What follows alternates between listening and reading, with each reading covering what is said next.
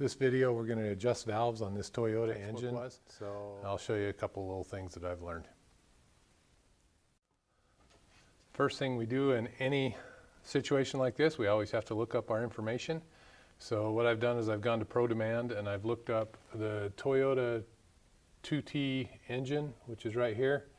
The intake valve is going to be 8 thousandths of an inch. The exhaust valve is going to be 13 thousandths of an inch clearance. So we'll get the tools out and we'll adjust the valves accordingly. First thing we're going to do is we're going to take the valve cover off and gain access to the valves.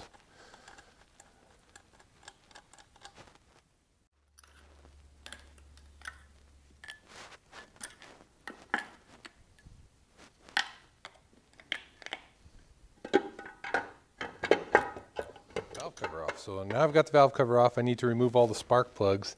You can actually remove the spark plugs before you pull the valve cover, but we're going to do that now.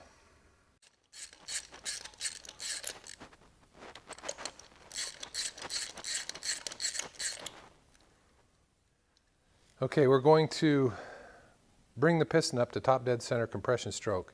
So I'm going to put my top dead center indicator in there, and we're going to roll the engine around until the piston comes up on top dead center compression stroke. Now remember, we can tell that by looking at the valves. The intake will, the exhaust valve will open up, and then the intake will open up, and when it comes back up to top dead center, then we're on compression stroke. So there's the exhaust valve opening up, which means that we're coming up on exhaust stroke. So there we are, top dead center exhaust stroke. Now if you notice the intake valve opening, okay, there's the intake valve closing. So when this rod comes up to top dead center compression, we'll be on compression stroke when it comes up to top dead center. So you see it coming up. Okay, we're right there. That's the very top. It's starting to go back down, so I'm going to bring it back up to top dead center. So there's top dead center right there. Top dead center compression stroke. And the way we saw that as we were rotating the engine around, the exhaust valve opened up, which means that the piston was coming up on exhaust stroke. And then when it goes back down, the intake valve opens up, which means it's on intake stroke. When it gets all the way to the bottom, it's going to come back up on compression stroke. That means both valves are closed. Pistons at top dead center. Now if you remember, we looked at our specification and the intake valve was going to be at 8 thousandths of an inch and the exhaust valve was going to be at 13 thousandths of an inch. So I've got my feeler gauges out ready to go. So the intake valve, I'm going to measure it right over here, which is right in between the rocker valve or rocker arm and the valve assembly. And you notice I can't hardly even push that in there. That means that valve is way too tight. Let's check the exhaust valve. So I'm going to put the feeler gauge in here, and there again it looks like it's way too tight because I can't even get the feeler gauge in there on that one. So we're going to have to loosen these valves up just in order to even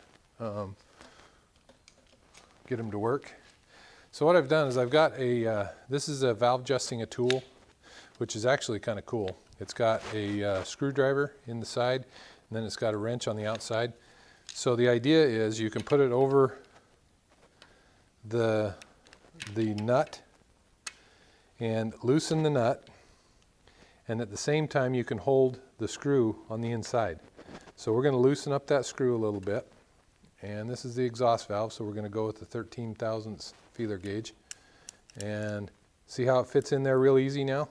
What we want to do is we want to get it to the point where there's a little bit of drag on it. That's too much drag right about there. Okay, so that's just about the right amount of drag on it. So we'll hold the screw in that place, and then we can tighten down the jam nut with this little wrench. Okay, now once it's tight, we want to double check it. We want to check it again. So we're going to put the feeler gauge in there, and that feels pretty good. What you want it to feel like is if you take it and pinch it with your fingers and pull the feeler gauge out, that's what you want it to feel like. So that's what you're looking for. So let's take a look at the intake valve here. And the intake valve was really tight as well, so we're going to loosen that one up. And loosen it a little bit. And stick our feeler gauge in there. Okay. Now what we're trying to do is get it to where it's just, that's too tight, right about there. That feels really good right about there. So I want to hold my screwdriver in place while I tighten down my jam nut.